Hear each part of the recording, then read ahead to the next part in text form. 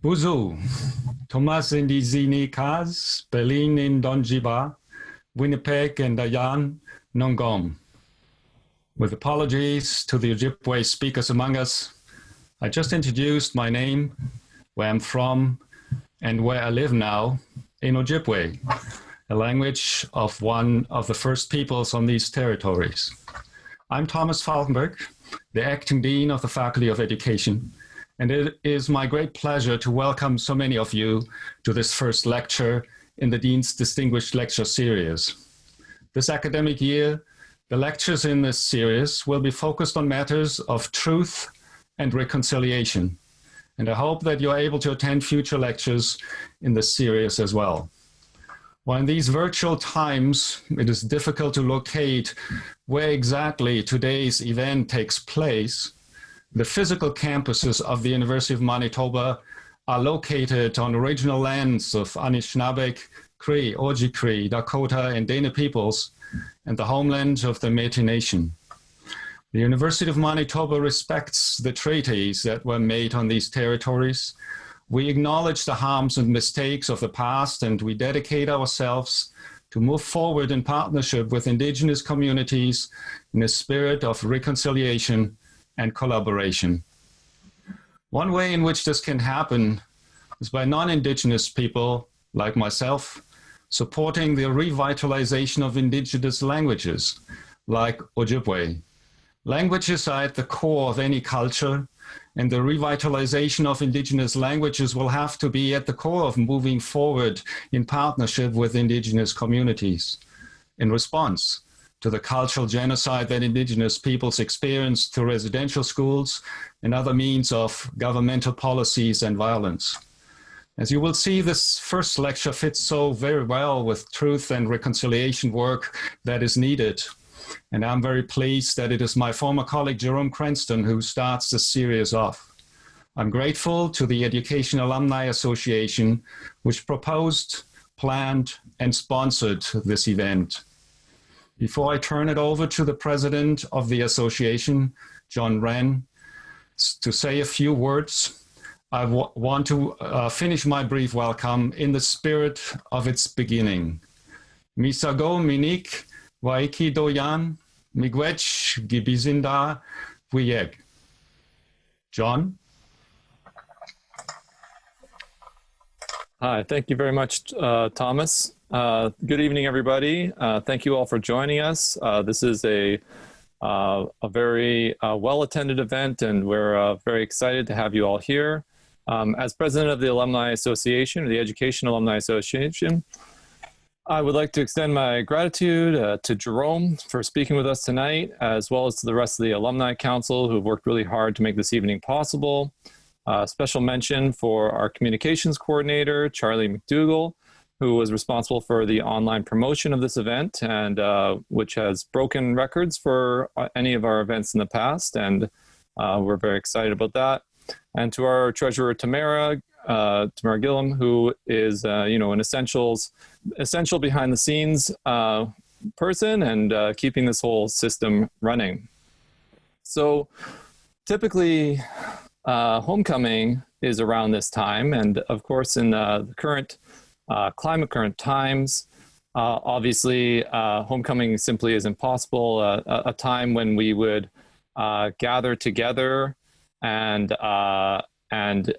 return to the university to spend time reminiscing with colleagues and looking back on our times at the university. This simply wasn't possible this year, obviously. But it's really wonderful that this new technology, the technologies that are out now, has allowed us to sort of expand our reach and possibly reach alumni much farther than a simple homecoming would have done. So very excited to see so many people joining us tonight.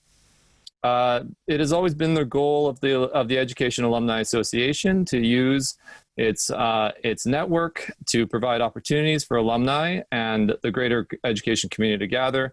And it's wonderful to know that that greater community is now, extends beyond the borders of the city or the province. We also support alumni and pre-service teachers through distribution of awards such as Teaching Excellence Award and the J.M. Brown Award, which are given to academics and to active teachers and who display excellence in their teaching. And also we have undergraduate awards. This year we're there we go. You'll see their names coming up in a second. And so these are awards that go out to these are scholarships that go out to students who are showing great leadership and potential as educational leaders of the future. If you are aware of anybody out there who's an alumni and who's doing an excellent job in academics, then I do encourage you to seek out our website and or to seek us out on social media, Twitter and Facebook and those things, where you'll see the advertisements for those awards and to promote those people. You know, as teachers, we often don't get that many accolades, and so we want to try to promote those excellent educators as much as we can. And for those of you who are alumni of the Faculty of Education at the University of Manitoba, I do encourage you to reach out to us as well, especially if you'd like to get involved with the planning and implementation of events such as these. We certainly have a couple of them every year, and we also support several other events throughout the year. And I would love to have you on the committee or on the board and have more voices there. So once again, thank you all for joining us, and please welcome Dr. Jennifer Watt as she introduces tonight's speaker. Thank you, John. Hello, my name is Dr. Jennifer Watt, and I am very grateful to be here to introduce and warmly welcome home, at least virtually, Dr. Jerome Cranston. Before I tell you more about Dr. Cranston, I wanted to let you know how we plan on engaging in a short question and answer period following Dr. Cranston's talk.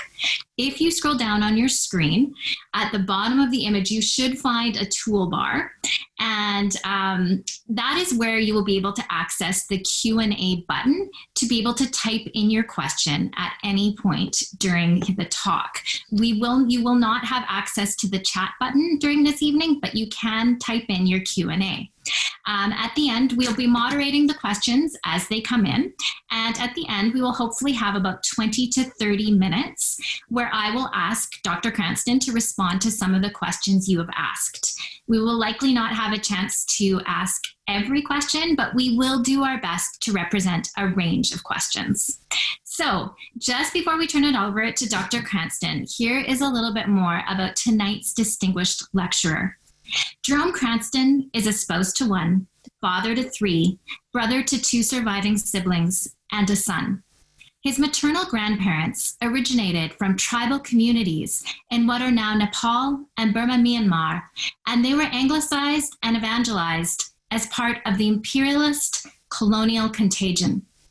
His paternal grandfather, who was of Scottish descent, was a traveling bookkeeper with the East India Rail Company and was killed in 1941 during a Japanese bombing of the Chittagong railway station in what is now Bangladesh. His paternal grandmother became a widow of 5 children. In 1942, she would die of malnutrition, an outcome of the British manufactured famine in West Bengal. He accepts a distant yet unvarying connection to the trauma that echoes through their and his colonized history. Dr. Cranston holds a PhD from the University of Manitoba, an MEd from the University of Lethbridge, and a BEd after degree and Bachelor of Science from the University of Alberta.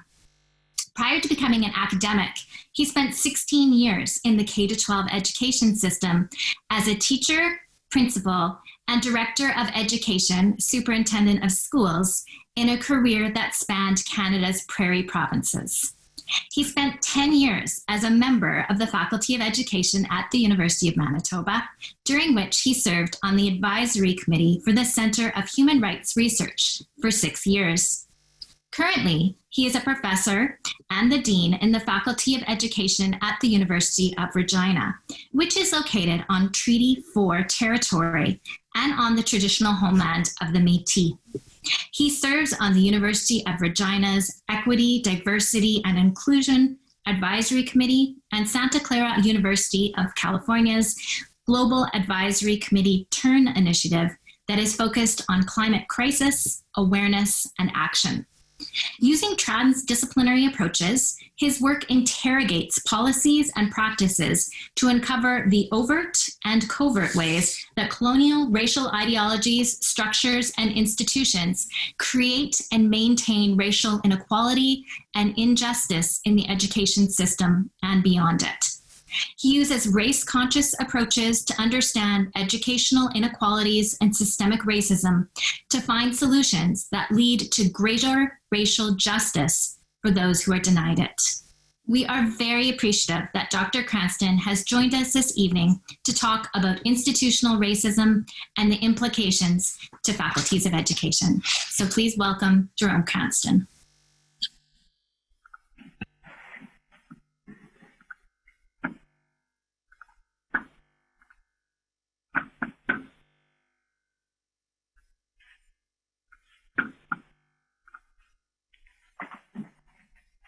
Tante, Tanche, bonsoir, good afternoon. Thanks for having me. To my former colleagues and current colleagues at the University of Manitoba, to Thomas, to John, Tamara, Jennifer, thank you for having me. It is an honor, and I'm humbled to be invited to be with you tonight. As we all recognize in an incredibly modest drop in the bucket way, we recognize on September 30th those who suffered, endured, died, and survived in the residential schools. And we make a point to not just honor them, but to listen to them and to work in honoring them to make improvements to a system that wasn't created for their well-being and flourishing and their thriving. And that's important work, and it's heavy work. So I appreciate all of you making time this evening. My plan for the evening is pretty straightforward, but I made changes to it. It's impossible to talk about systemic racism without recognizing that it is not a history, it is not a memory, it's very much the reality that Black, Indigenous, and people of color live on a regular basis. Recognize the important work that's been done in the Indigenous community to remember and honor, and the Black community and communities of color. To recognize it's important in respectful ways to say their names. I dedicate tonight to Joyce Ekekwan and her life and her memory, and to those who loved her. The University of Regina and the city of Regina, where I'm physically located, is Treaty 4 country. The land of the Cree, the Saulteaux, the Nakota, Lakota, and Dakota people, and the homeland of the Métis Nation, Saskatchewan. I accept that I'm an uninvited visitor on their lands, and I hope that in the work that I do, I bring a level of respect to them, to their histories, to their future aspirations, and to their present. I join with my colleagues at the Faculty of Education at the University of Regina in committing to ensure that all learners gain a deeper understanding of our shared histories, the contemporary relationships, and the important work that needs to be done if we are ever to achieve reconciliation. As Jennifer was kind to introduce me on a very long introduction that I provided to her, I positioned myself as a critical race scholar. And recognizing that critical race scholarship in theory is focused on inequities, inequalities, and injustices on lines that intersect, I always identify that in the work that I do, race comes first. And while it might at times make people feel uncomfortable and to a degree uncertain, I always recognize who I've known myself to be from my childhood, and that's consummately brown. With wavering understandings of my ethnicity and of my history, one thing I've known since I was a child and I looked in a mirror is that I saw a brown face looking back.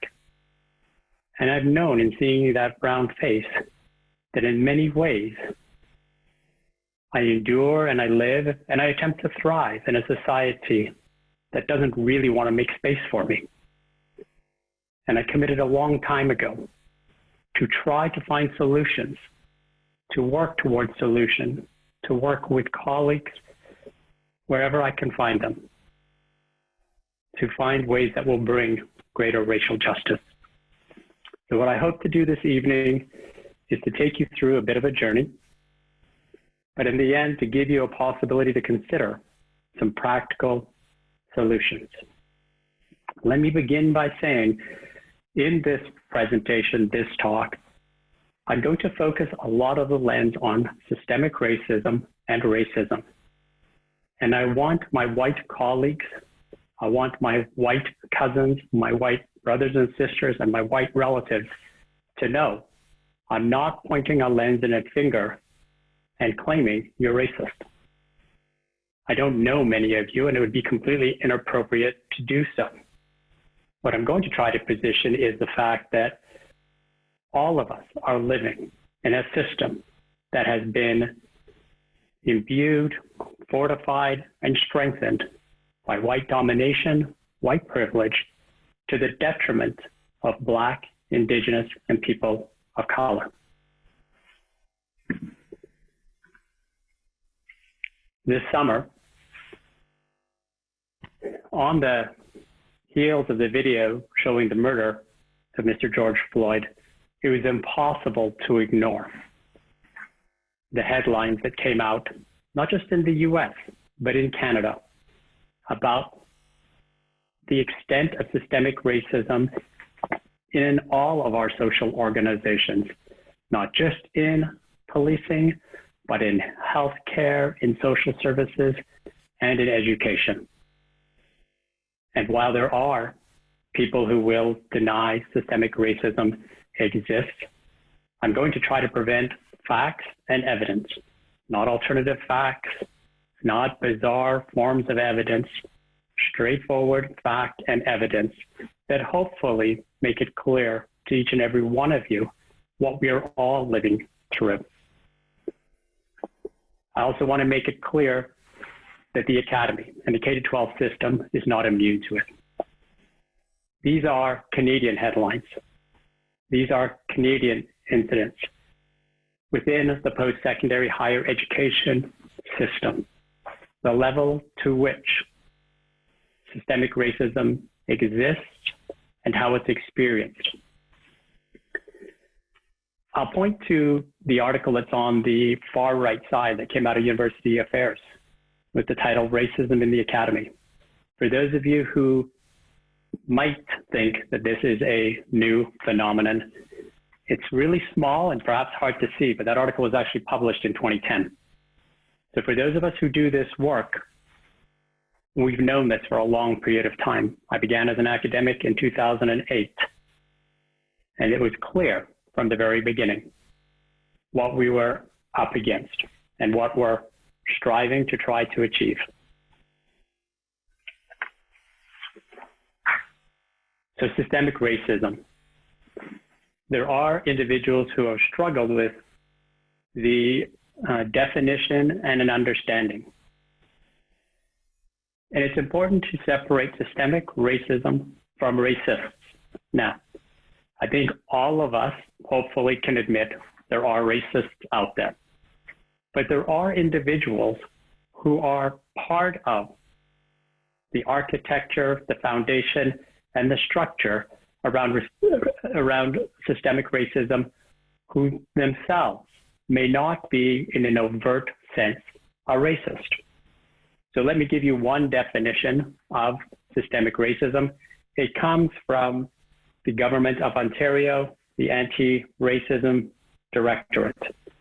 Systemic racism is a pervasive power relation that's reproduced every day through indifference, inertia, a lack of knowledge, or willful ignorance in some cases, and a lack of courage to change a system of policies, directives, practices, and procedures that may appear to be race neutral, but have the effect of reifying white supremacy and privilege.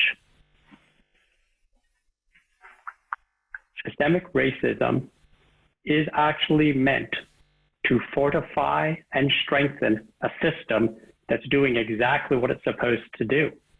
So occasionally you hear people out of frustration and anger say the system is broken. What systemic racism tells us is the system isn't broken. The system is designed to do exactly what it was set up to do by the original colonial architects, which is to privilege whiteness, white power, white privilege, and white supremacy over everything else. So what are the markers and the pointers to recognize that systemic racism and racial discrimination exists? Well, the Human Rights Commission out of Ontario provides a nice, straightforward 3-point assessment. They suggest you look at numerical data. Numerical data will indicate that racialized people may not get hired into particular types of organizations, or they may not be able to move into positions of leadership. The numbers show it. Or the numbers may show that too many racialized people, Black and Indigenous predominantly, but also people of color, are represented in police stops, arrests, and the criminal justice system. The second place that you can look at as a marker are policies, practices, and decision-making process.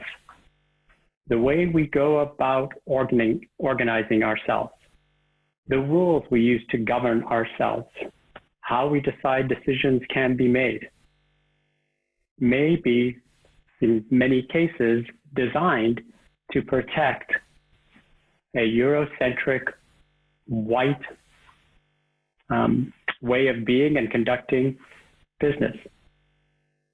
When subjective considerations are come into play, we end up with the inherent biases that we all hold. And finally, the third place they point to is around organizational culture. And organizational culture, from everything from communication style to dress code to the way we socialize, they will predominantly favor white society. And at times, we will find that that privilege actually disadvantages Black and Indigenous people of color. So I want to go through a 3-point explanation for people who don't understand. White supremacy is a fundamental structure, way of being, way of understanding in which civilization, language, culture, and skin color, most often associated with Europeanness, whiteness as in Italy would refer to it, actually is the aspired virtuous version.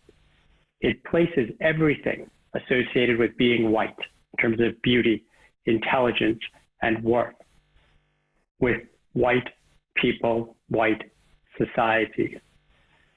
The small article that I clipped at the bottom is from the Southern Poverty Law Center operates in the US, and academics continue to produce documents, peer-reviewed journal articles, presentations in which racist ideals and racist ideals built on white supremacy profit. The notion of white privilege. First of all, for a lot of white people, they don't believe they are privileged. They will honestly admit that they came from poverty or that their families struggled. I and other race scholars wouldn't suggest that's different. But when you walk into a room and you're white, you are treated and you are recognized differently than you are when you are Black, Indigenous, or a person of color. And individuality as a white person is different than a societal understanding of whiteness. And even when white people are confronted with evidence and markers of their privilege, they will, at an individual level, say, yeah, but I didn't benefit from it. My family didn't benefit from it, as if focusing on the particular singularity of the case of me somehow should be extrapolated across society. W.C. Mills, who's done a lot of work on white domination, white supremacy, an incredibly talented Caribbean scholar, put together this opening for a chapter in the Sullivan-Twana book, Race and Epistemologies of Ignorance. It's not my normal habit to read from a slide, but because of the elegance of these words, I'm going to pause and do that. White ignorance, it's a big subject. How much time do you have? It's not enough. It's really never enough. Ignorance is usually thought of as the passive obverse to knowledge, the darkness retreating before the spread of enlightenment. But imagine an ignorance that resists. Imagine an ignorance that fights back. Imagine an ignorance militant, aggressive, not to be intimidated. An ignorance that is active, dynamic, that refuses to go quietly, not at all confided to the illiterate and the uneducated, but propagated at the highest levels of the land, presenting itself unblushingly as knowledge. The claims that people will make, well, I didn't know, to a degree, may be a sign of ignorance, and it may be a sign of willful ignorance, of simply unwilling to accept the facts. So what does systemic racism look like? These are Canadian headlines from CBC News and, in this case, the Financial Post. Study after study has shown that visible minorities and Indigenous people, and visible minorities being Black and brown folk like me and Indigenous folk, vastly underrepresented in the boardroom. So when you look at who sits on boards, be they university boards of governors, corporate boards, school boards, we are not represented in the proportion of the general population. On the right is an article from CBC Toronto in the Sunshine List. So these are those public servants who make over $100,000, predominantly white.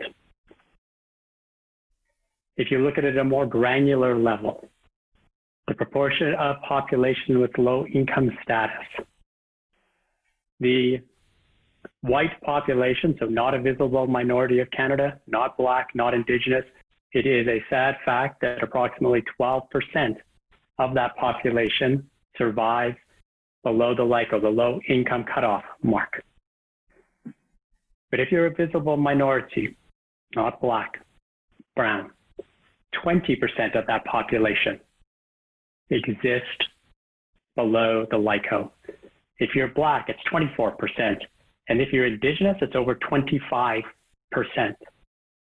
Systemic racism is keeping Black, Indigenous, and people of color in overwhelming proportions below the poverty line.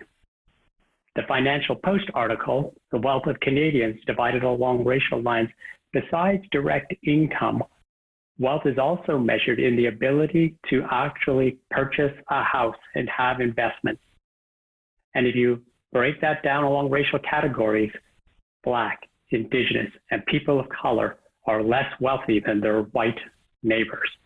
And then finally, from an American publication, Cornell Health, if you are Black or Indigenous or a person of color, the inequities in terms of access to food, so food security, food sovereignty, puts you at a higher end of the social determinants of poor health.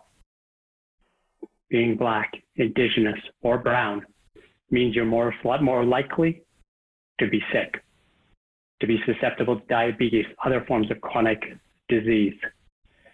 It's a combination of work and where we live. And as much as people want to say, let's focus on poverty, poverty is a proxy measure. It's a proxy measure for race. What does it look like in a schooling system?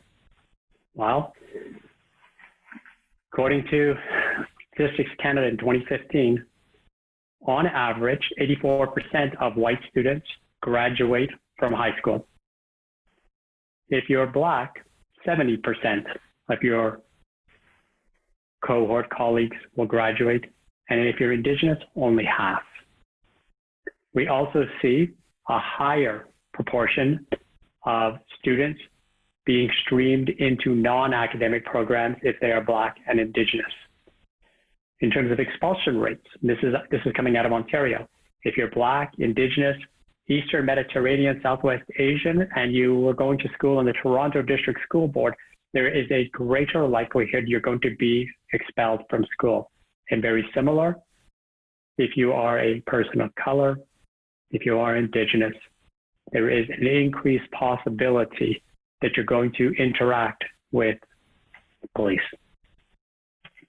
Let me shift back to a university context and try to tie some of the facts and evidence together. I think any of us who work in the post-secondary context would be foolish to believe that the colonial architecture, that the systemic racism that was embedded at the very beginning of the foundation of universities and post-secondary institutions in Canada has disappeared. 6 of Canada's universities were founded before Canada became a separate nation and freed itself from British forms of government, and before the British got rid of the Slavery Act. And so we have a history in Canada with our institutions in terms of having a racist foundation. McGill University, which has existed for hundreds of years, is named after James McGill, who's known and documented in terms of keeping slaves, both Indigenous and Black. Lord Dalhousie, for whom Dalhousie University is named, also kept slaves. King's College in Halifax has ties to slavery. And Ryerson University is named after Edgar Ryerson, who is one of the chief architects of Indian residential schools. Universities in Canada were formed to privilege the white progeny of the original settlers. And that's a legacy we all live with. So what does it look like? Again, a series of headlines. If you are Black, Indigenous, or brown, there's a politics in terms of who cites you. Faculty members of color face disadvantages their white colleagues don't, in service and in teaching. In fact, many of the research approaches that are used in universities are really white architecturally built research methodologies. And at a small level, but on a big important piece, race plays a factor in terms of salary negotiations when you enter into the academy.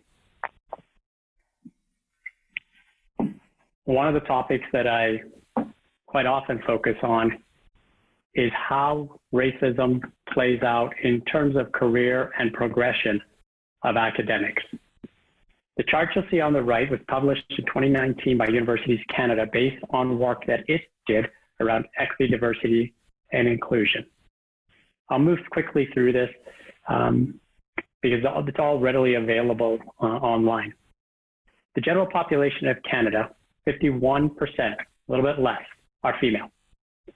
If you follow that first column from bottom to top, what you'll see is there is an underrepresentation of women in senior university leadership positions. If you move to the right of it, and you take a look at the column of racialized people, while the general population in Canada is at 22%, the undergraduate and graduate student population is represented in terms of 40%. Of those students, about 30% will go on to get their doctorate. Of that 30%, less than 21% will actually be able to get jobs at universities. And of that 21%, 8.3% will move into senior leadership positions. We're talking about presidents, we're talking about vice presidents, research, provosts, we're talking about deans. The disproportionality and access to leadership within higher education is evident, and you could do it at the University of Manitoba or any Canadian university by simply doing a search on your executive team. The same is true with Indigenous people. The same is true with people with disabilities. There is clearly a preference and privilege that's given to being white.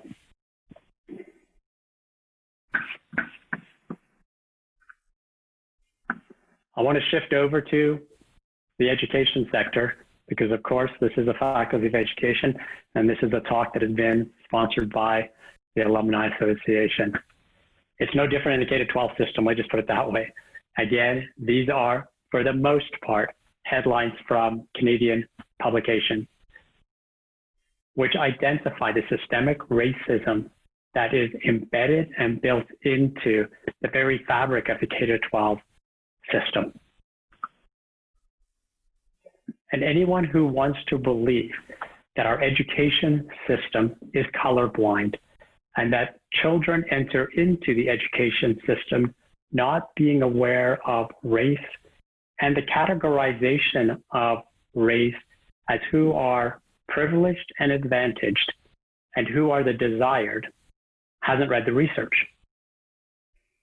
If you take a look at the research, children below the age of 6 will have already started to understand racial categorizations. Children enter into school already understanding ways in which whiteness is normalized and privileged in society.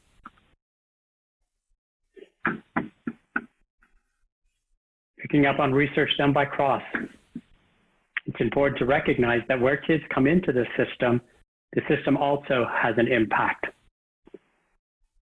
Schools are places where children and youth make sense of the world. It extends their understanding beyond that of being part of a family. And like the air we breathe, the invisibleness of systemic racism is pernicious, omnipresent, naturally, and quite frequently unchallenged. And when educators don't work to understand systemic racism and its operation, and when those of us who are responsible for teacher education fail to do so, we perpetuate it, we reify it, we propagate it, and we actually make it part of both the overt and covert parts of the curriculum. And so we have an opportunity, those of us who are involved in education, in university, in teacher education, in the K-12 system, we have an opportunity to actually make a difference. But it's going to take a lot of work. And so this quote came out this fall. And I've highlighted the word exhausting. And colleagues I work with at the University of Regina in my faculty know this because I've shared it with them.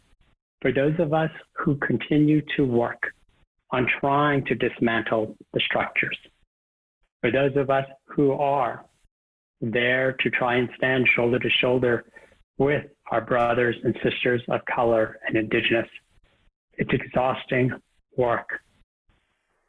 It's work we'll do, but we need all of you. We need those of you who are not Black and Indigenous and of color to start to stand up, stand against, and actually take action to make a change. Because if you don't stand up, step forward, and force change, we're going to continue to see killings of people like George Floyd, Breonna Taylor, Ahmaud Arbery, Eric Gardner, Trayvon Martin, and the list goes on and on. So what can you do? But in the end, I tried my best to convince you that systemic racism is real. It's not imagined. It's not some sort of frailty. It's not some sort of deficit that those of us who aren't white are enduring. I tried my best to explain it is the complete product of a system that was meant to do this. So first of all, if you're a white educator, if you're a white professor, you need to recognize that the system and the way that the system has been built is to actually benefit you. That the system is doing exactly what it's supposed to do, which is to privilege you and your whiteness ahead of all else. And you need to actually teach that, age appropriate with younger children. But trust me, by the time you get to middle years in high school, those young adults understand it. And particularly if you're in a university context, they understand it. Is it a tough subject? It is. Is it a subject that needs to be discussed? Absolutely. We don't have the interaction with Zoom for me to be able to do this, but quite often at a presentation where there's an audience, I will try to have an engaged conversation with white members of the audience. And I'll ask them something along the lines of, when did you realize you were white? How old were you when you came to understand that you were white? And while some have answers, others will actually say, I've never thought about it once in my life. What I can tell you is, if you're a person of color, if you are Black, or if you're Indigenous, you've known it since childhood. And so talking about race, talking about racism, talking about white privilege and white supremacy at age-appropriate levels is fundamentally important. If you have a position of leadership, please don't rely on only counting the overt racist incidents to decide if you actually have an issue with racism on your university campus or in your school context. Let me be emphatic here. You do have a problem with it, regardless of whether or not someone is actually sending you an email to complain about it. You've got a problem with with racism and systemic racism. Denying the fact that it doesn't exist will move us absolutely nowhere. And I've heard politicians say, well, I'm not sure it exists. We'll get nowhere with political answers. If you're in a position of leadership, stop saying things like, well, you know what? We may not be perfect. We're better than, and then you insert the Boy Scouts, or you insert Amway, or you insert some other organization name as if somehow being better lets you off the hook.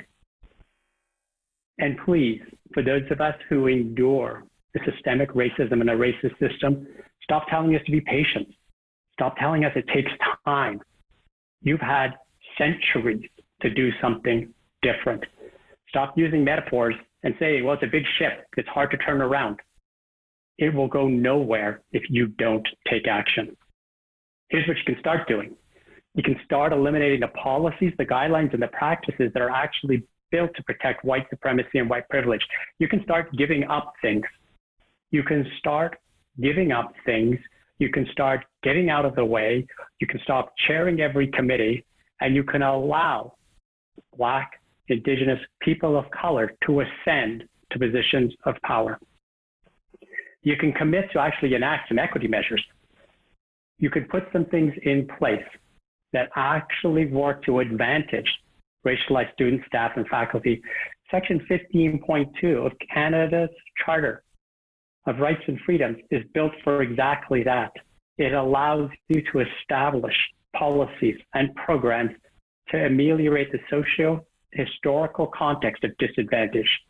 You can change human resource policies and practices that create opportunities, that deny opportunities for racialized individuals to access and hold senior leadership roles. You can't keep saying, well, you can't be a president or a CEO if you haven't been a VP, if you haven't been a provost. When you look down the roster and see there are no Black, Indigenous, or people of color in those roles, you have to change your policies. And you need to begin by assembling a faculty and staff that more closely resembles the diverse makeup of your local community. But if your local community is predominantly white, look at the provincial demographics, look at the national demographics, be bold and audacious. Create supportive programs that are actually focused on equity. And don't be afraid to say equity matters. And if someone tries to explain to you that that is reverse racism, you need to be able to look them squarely in the face and say there's no such thing, because systemic racism is built on power and privilege. And if you're Black, Indigenous, or a person of color, you don't have it. And so the notion of reverse racism at a systematic level doesn't actually exist. It's one of those things that people toss out because they don't want to actually commit to equity. And strengthen support for anti-racism, diversity-related professional development. Engage entire faculties and staffs. Reach out to resources that exist. Work on understanding each other at a human level. By all means, accept that we're not the same, but that if we work together, we can move things forward. Specific to the K-12 system and for teacher education. Become students of history. Understand how our colonial history shaped all of us. And so in the introduction that Jennifer was kind enough to read, I recognize what colonization has done to me.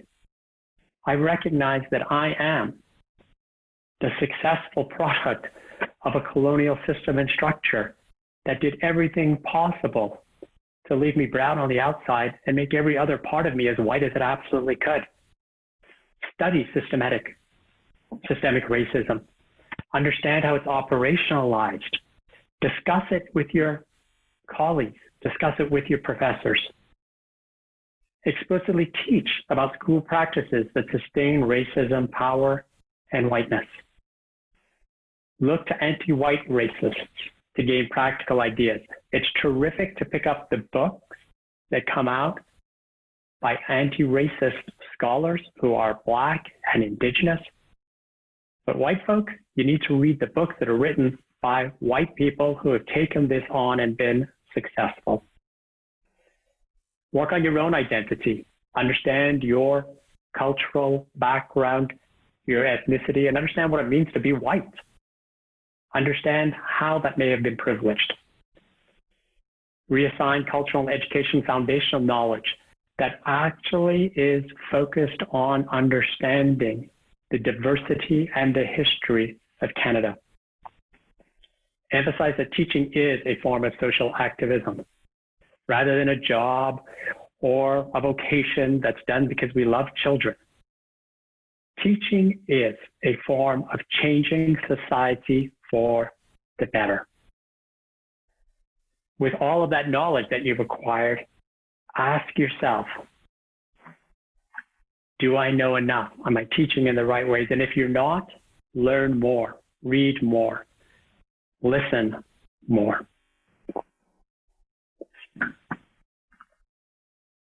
In terms of field experiences, that other part happens outside of the classroom. We have to stop working with teacher candidates and interns on this notion of drive-through placements, ones where the students and the communities are meant to be objects of surveillance. The job of our teacher candidates and interns are not to go into these communities and take from the students cultural knowledge and understanding. Don't treat them like they're objects of curiosity for you to learn from. Flip the script. Before you go into a classroom to do important anti-racist, anti-oppressive work, make sure you're doing it for the benefit of the students in the classroom and not for your own career. There is more than enough literature that would suggest that white scholars have benefited predominantly, more accurately, and more emphatically from the research work that's done around anti-racism and critical race scholarship. Entire careers are built off of publications and presentations where you talk about race and racism as a subject. Learn to be with racially and ethnically diverse groups. Spend time hanging out with people of color, with Indigenous folks. Spend time in their community. Go to the social events. Listen. Be there. And if you're able to learn, so much better. Foreground your listening so that you can see yourself and how you're engaged. Don't enter communities without learning how to do so, without entering into it in a voyeuristic way. Again, you're not there to observe them. You're there to be in the community, to spend time, potentially to learn, and potentially to change yourself. Commit to engaging in a constant critique of the acts of power and whiteness that have allowed you all sorts of privilege, all sorts of advantage for your own benefit. And then finally, go for broke. Commit fully in. Make this the most important thing of your career. Make nothing more important than bringing a greater sense of justice, a greater sense of wholeness to communities who continue to be denied justice. If you can take those steps, then in your career and in your lifetime, you'll actually make a difference. I want to thank my colleagues at the University of Manitoba for offering me this opportunity. I want to say miigwech, merci, merci, and thank you. And I want to emphatically state that all lives will not matter until Black lives matter, until Indigenous lives matter, until Brown lives matter. And without justice, we'll never have peace. Jennifer, back to you. I want to really thank you, Jerome. That was an incredibly thought-provoking presentation that I think that we'll all have something that we are really thinking about here. And I'm seeing that there's questions that are already coming up. So grab a glass of water because I'm going to start throwing them your way. And we're just going to start and go through some of these wonderful questions that popped up while you were speaking or that may still be coming in. We've got about 25 minutes or so to do this. So I'll do my best. We'll get through as many as we can. So we're going to start off with Monique. She asks, what would you say to well-meaning people, i.e. not overtly racist, who believe that the Black Lives Movement leaders incite violence, and that's why they oppose the movement? So Black Lives Matter has never been about violence. It's about honoring lives that have lost. So if you actually study the movement, it was originally founded by 3 amazingly brilliant, talented women in the U.S. to recognize the life lost with Trayvon Martin. And absolutely, as is the case with any social movement, there will be elements within the movement who choose violence, but that's actually not the path of Black Lives Matter. What you end up with, though, is an element, and I'm not excusing, those people who decide to move towards violence, who are frustrated, who will say, we spent decades, we spent centuries, we've been asking politely, and we're rarely have ever heard. I'll rely on the words of the incredibly talented and eloquent U.S. Senator who passed, John Lewis. It's important that we make some good noise, right? And just create some good trouble. And so understanding what the real genesis and what Black Lives Matter really stands for would be fundamental to understanding that it is not structured, inherent around the violence or property damage. It's not really what the movement is about. Okay, thank you. Okay, we're going to go to a question that says, given the history of white colonialism, what are your thoughts of the tearing down of statues or the renaming of buildings and schools? I know this is a sensitive topic for a lot of people. A lot of figures in life have led complex lives. So first of all, let me be clear. I'm not letting them off the hook. But I think, again, being students of history, we need to understand that while we may want to recognize someone as the founder of the country, supposedly, in terms of a colonial country that displaced and dispossessed Indigenous people and built a country off of, labor that was either slave or indentured servitude, that there was a decision that was made at some point to erect statues for them. When we recognize their true history, we as a society have to make a decision. Do they deserve a place of honor? Do we need to place them on pedestals and statues? I actually think most of the statues that are up should be taken down. I'll simply say that, and the renaming. So, Jennifer, I appreciated how you introduced me. And I live with the legacy of someone who is an immigrant to Canada, born in the United Kingdom, of how people understand Winston Churchill. And I see Churchill's name plastered all over schools. That famine that was manufactured in 1942 that killed my grandmother was a policy decision by Winston Churchill. Winston Churchill made a policy decision to try to cut off a supply line that killed millions of people in India. He sacrificed those lives for what he thought was a greater cause. My grandma was one of them. So I live with this every time I walk by anything named Winston Churchill. When I see more movies that are put out that glorify him, I simply have to live with a society who wants to portray him as a hero when I know that he was the chief architect behind a policy that killed my grandma. So. Thank you. Okay. I feel like I would love to just have a long conversation, as I'm sure everyone who's listening has so much we could say about everything that you say, but we're going to keep going with these tough questions, but important questions. So this one says, does the Canadian school system include African history in its curriculum as a requirement?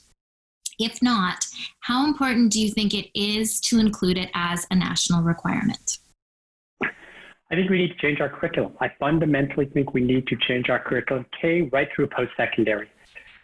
And I think we need to understand, so, in terms of,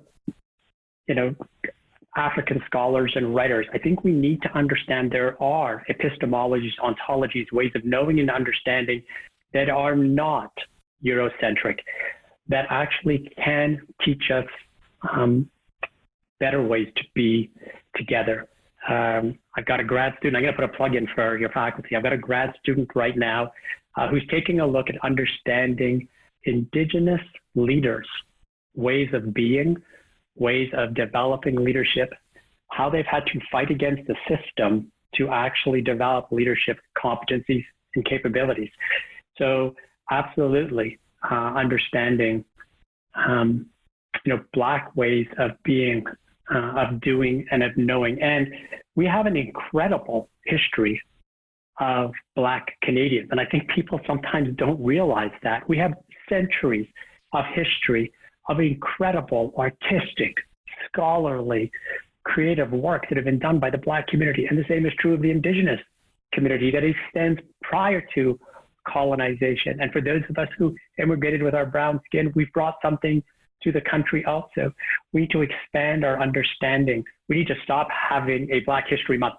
You know, again, I understand, you know, the basis of it, but we need to actually stop making it, you know, 11 months of the year, we're going to talk about white people. 1 month of the year, we're going to talk about Black people. You know, maybe another month of the year, we're going to talk about Indigenous people.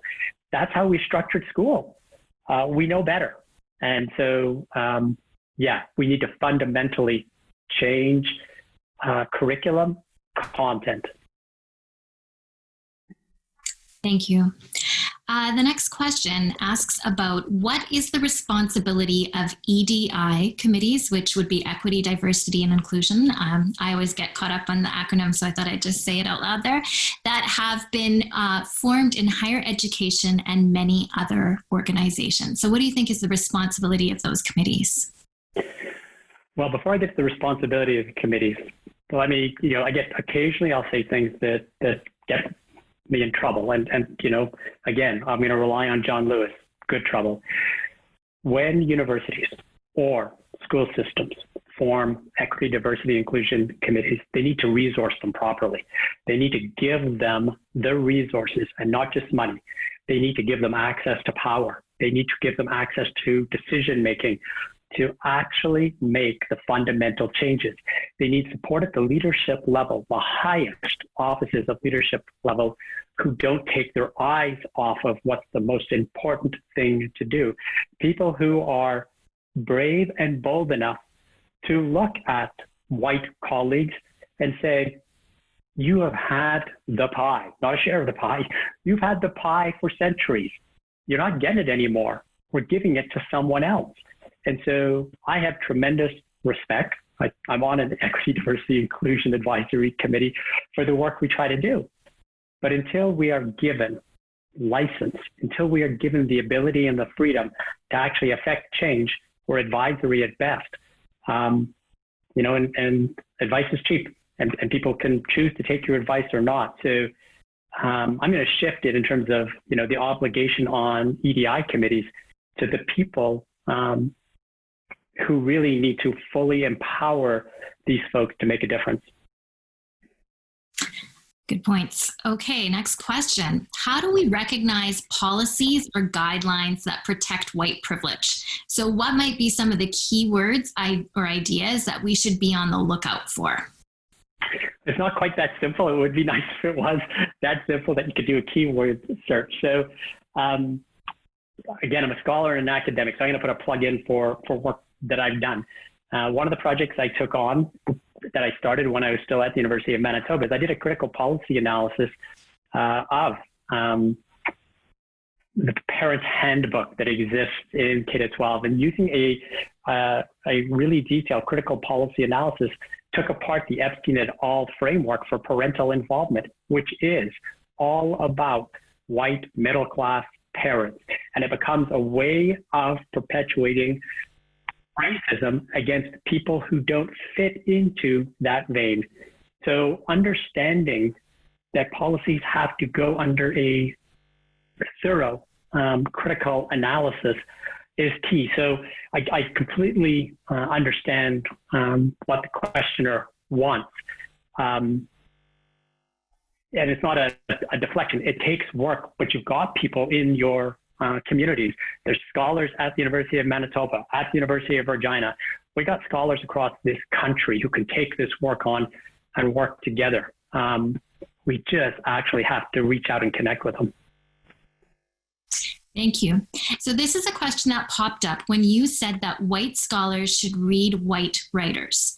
But the question comes up and says, recently Black scholars have admonished people like D'Angelo's White Fragility as the go-to source. So what are your thoughts on this in terms of like what we should be reading?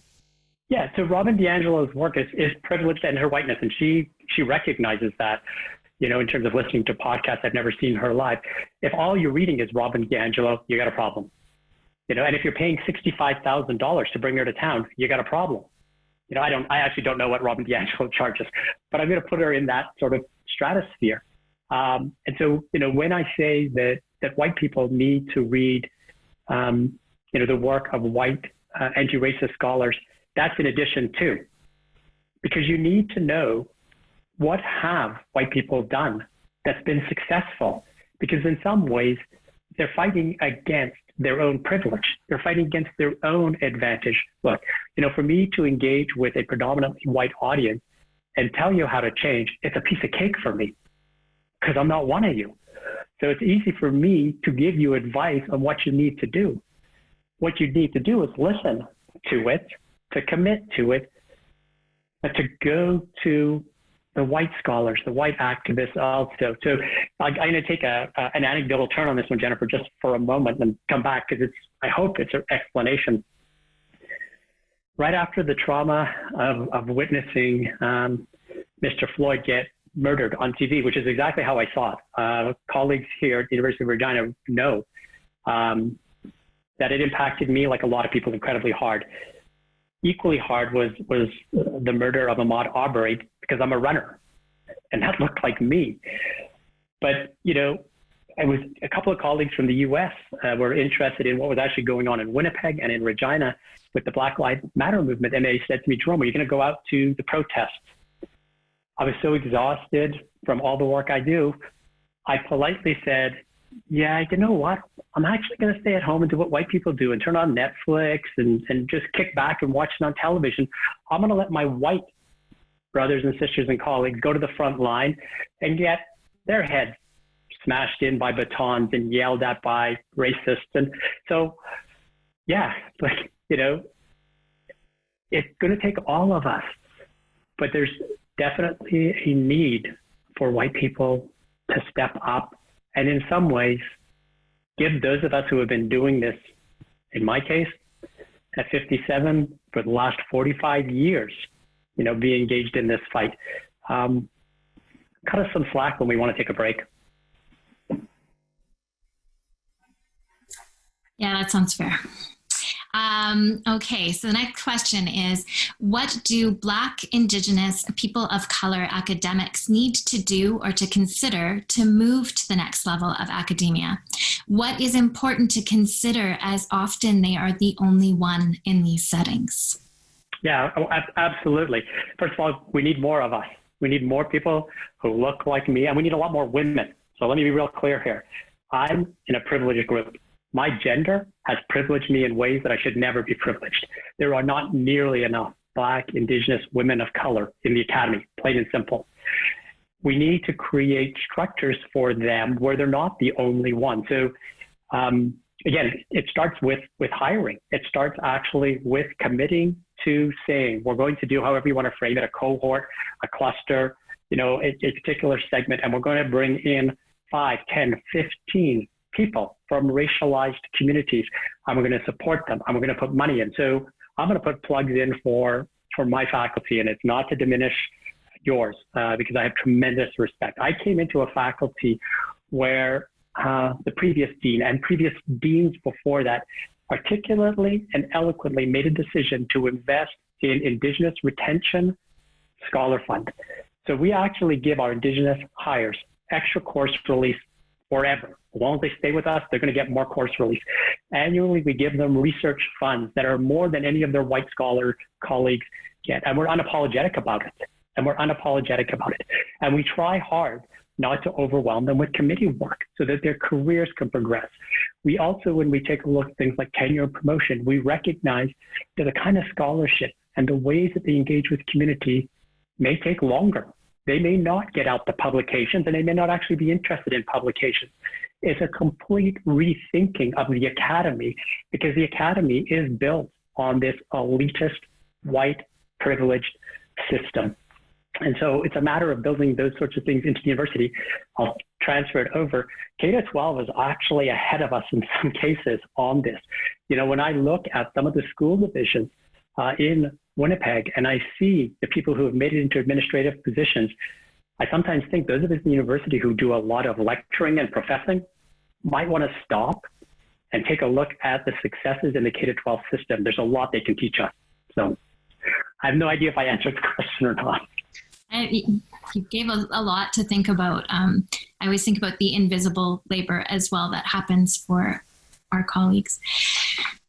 Okay, another question. Your thoughts on how to invite the most resistant to this work into a productive space of engagement. So how do we invite those that are resistant? Yeah, I mean, all you can do is invite them. So it sounds simplistic. You can only invite them. You can only recognize that, their fear, their uncertainty, their very genuine insecurity may continue to make them resistant. And it doesn't make them bad people. Like, again, let me be real clear. They're racists.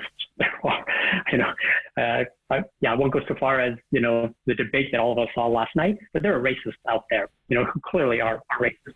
But if you're talking about people who are resistant, you need to realize that again, for white people, you're born into a society, you're socialized into a society, you're not inherently racist. Everything you see as a white person is normal to you. It's the way that you've been brought up and socialized. And so if people are coming and saying, well, you need to change this, you need to stop doing this, you're really going down to the core fabric of people, what they not just believe, but what they understand as their place within a family, within a history. It's tremendous work. And it's a tremendous sacrifice for white people to actually do, which is why there's so much resistance. It's easy for me to say, get out of the way and turn it over to the rest of us. But you all have been brought up on believing you somehow earned it. Like you somehow have been fed this narrative of meritocracy that somehow you earned it. And you weren't just bathed in whiteness in the sense of it was given to you, and sure, you had to work, but you were given advantages from the moment you exited the womb that I've never had. So there are going to be people who are resistant, and I think all you can do is continue to invite them. You need to find the graciousness and the patience, which I have to remind myself regularly to do. We're educators. We have to hang on to hope. Like, we're educators. I mean, this is, who we are. You got to hang on to hope. The moment we stop having hope, we should get into another line of work. Yeah, hope's a good thing to hold on to. Okay, so here's a question that comes from a PhD student who's just started at the University of Regina. So you'll probably cross paths, which is great. And I'm going to kind of go through a couple of comments and try and get to what I think is the key question that this person is asking, which is, I think they're asking about what are the areas of research in terms of curricular change that you think would help foster some change in systems? Yeah, so there's actually it's not my area of specialty. I'm not a curriculum expert, and I metaphorically always try to remind people, like, I stay in my lane. Like, I'm admin leadership, but I'm a critical race scholar who comes into that area. I do know that there's a lot of work that have been done by critical race scholars around curriculum. I think of work by Gloria Ladson-Billings and others who have taken a look at critical critiques along racial divides around curriculum. There's a tremendous amount of work. You got to go looking for it because it's not going to be right at the forefront. But there's a tremendous amount of work, and in fact, the rest of us who are not curriculum scholars need to up our game, because I'd say that our critical race scholar colleagues who work in curriculum instruction are outpacing us. My field, ed leadership, we are a decade, if not more, behind. We're laggards. I'll just call it that. We're laggards. But we're going to make a change, Jennifer. We're going to make a change. Awesome. So a bunch of these comments are also thanking you or saying merci, Jerome. And so since you're not reading them, I just wanted to throw a couple of those in there for you. And here's another question. Could you comment further on the changes required in scholarship and even appointments? You've started to say this, so maybe you've answered some of it, but at the faculty level to rectify issues related to leadership within education faculties. Yeah. So let me start at the faculty level. For most universities, so I got to be careful, right? Not using universalisms and saying all universities. Most universities in Canada still use a very archaic system for hiring. We put out an ad, and we might target the ad and say, we want to prioritize Black, Indigenous, people of color, but that's about it. We hope they find us, right? We don't actively engage with those communities, and we don't actually engage a relationship with them. We don't always understand how their career progress may have been impacted and interfered by virtue of being, a racialized person. So we look at their CV against a potentially, let's pick on a particular category of people, white male CV. One of them's coming in with all sorts of awards and postdocs. The other isn't, because the other has been doing frontline activist community engagement work, and we don't equate them the same. And so we create hoops that are built to advantage a particular type of scholarship, which tends to advantage whiteness and in some cases maleness, because women have been fighting for this sense of justice for sure since the 50s, if not longer, in terms of, everything that comes with being a woman, in terms of, safety and skewed societal expectations. So we need to change that. We need to change how we view the leadership pipeline. Look, I say this, and I tremendous gratitude, to the University of Manitoba for having given me a shot as an associate dean, and then I spent 3 years in a central admin position. But I always knew that I had to keep teaching. I always knew I had to keep researching. I always knew no one was going to give me an easy path. And so, there are other people who work equally as hard as me. Absolutely. I'm not alone. But I get asked on a frequent basis to be a featured speaker at diversity events.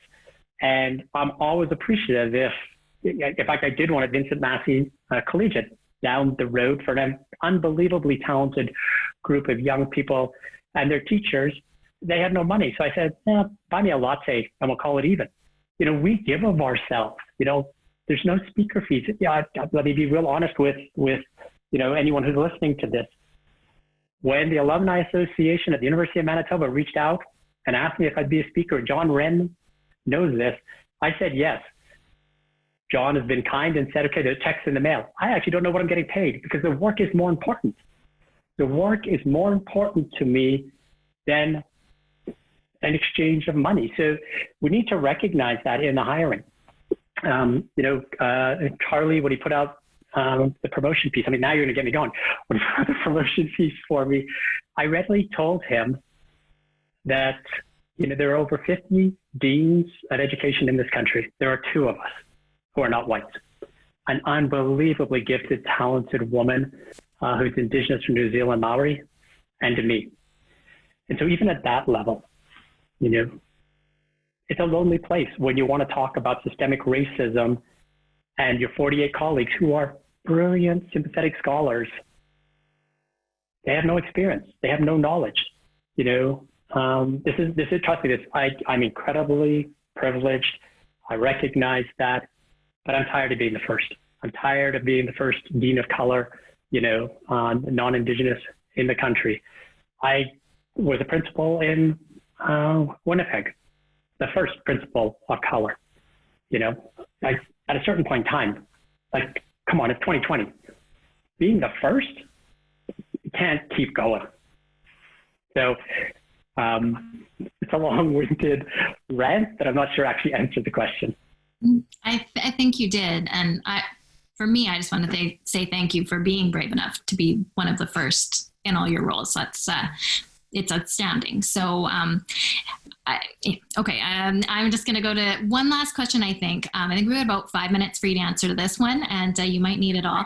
And if not, I'm really sorry, folks, because these questions are fascinating, and it shows me, and I think it shows everyone on our committee, and I'm sure Jerome also feels it, how important these conversations are, how important it is that we ask these questions and have these spaces where we can talk about this. But this is a great question. This comes from someone who says, you've talked about how white people may contribute contribute to dismantle systemic racism? How and what ways have racialized people may continue to strive in their career and life path when they know their voices may be singled out and they may be punished for raising their voices? She gives the example that many parents of color teach their children to just follow the rules and stay out of trouble. So, yeah. So listen, that's a terrific question. That's a terrific question. And that points to the complete architecture of systemic racism. It absolutely does. We got to name it, and we don't just have to call it out. We have to commit to change the architecture. So that question is an interesting one because it ties in again to the interview Charlie did with me. In terms of, I talked about, the impact of watching for 8 minutes, a black man die on television. It brought me back to a conversation. I've got 3 absolutely amazing grown children, but it brought me back to knowing that I've had a conversation with every 3 of my kids that I'm quite sure most, if not, I'll just say most white parents never have to have with their kids when your child gets a driver's license. I can remember sitting down with each one of my kids and saying, if you get pulled over by the police, you pull over, you be polite. If they ask for your ID, you give them your ID. If they ask you to exit the car, even if you don't think you've done anything wrong, you exit the car. If they tell you to get on your knees, as degrading as it is, you get on your knees because I want you to come home alive. And I'm not saying every police officer is racist. I'm not. But the number of Black and Indigenous and brown young people who get shot because they don't comply, because they don't keep their heads down, because they choose to wear their hoodies in dark, because they choose to hang out with their friends, and somehow get characterized as being something else. I'd love to say there's an easy answer, and it isn't an easy answer. It's going to take dismantling a system. But the person who asked the question is absolutely right, and the statistics bear that out. Parents who complain, if they're from a racialized group, if they're people of color, if they're Indigenous, are viewed differently than parents who complain when they're white. You might still hear educators who sometimes say, well, I kind of get tired of the whining complaining, but there's a complete other overture. As you can tell, I get riled up, and this actually matters to me. On more than one occasion, and I won't name the number of times, when I've done exactly this work, I've been characterized as an angry brown man. And I tell people, I'm angry and I'm brown. So if you're going to use that as some way to try to limit my speech and my ability to change, I guess you get to. But I'm not going to stop fighting for racial justice. I'm not going to stop being silent. Like, I readily admit I've got access to privilege and power that I don't deserve. Again, I look at the women scholars who are out there who work twice as hard as me and they're twice as smart as me. I'm going to fight for them. I look at my Indigenous colleagues who don't get the opportunities that I get. I'm going to fight for them. And at the end of the day, they'll judge if I've done a good job or not. So I completely understand what that questioner is asking. Reach out to those of us who are committed to this work, and we'll try to lighten the burden and support you in any way we can. Thank you. And I just wanted to name actually the person who said that question. The person is Latika Razinghani, and is a lecturer at the University of Regina, and just thanks you very much for your talk as well. And I really do want to thank everyone again for the questions. I'm very, very sorry I don't get to ask them all, but I do want to be mindful of the exhaustion and the kind of work that this does place on the people who are generous enough to have these brave conversations with us. So I want to be mindful of his time. So on the behalf of the Faculty of Education at the University of Manitoba, I want to once again thank our distinguished lecturer, Dr. Jerome Cranston, for helping us explore educational inequalities and systemic racism, but also for challenging us to take action that will lead to greater racial justice in Manitoba. I also want to thank my colleagues on the Faculty of Education Alumni Association for their organization and support. Another shout out to Charlie and to Tamara for your amazing work. And finally, a really very sincere thank you goes out to each of you in the audience for pushing through this Zoom fatigue and overall exhaustion that is part of our pandemic lives to be part of tonight's much needed learning community. Please follow the Faculty of Education on social media for information on future distinguished lecture series and offerings that will be taking place throughout this academic year. We want to keep these conversations going. We need to keep these conversations going. We need to support one another in this work. So again, thank you so much, Jerome, and thanks to all of you. Good evening. Thank you. I appreciate it. Take care. Good evening.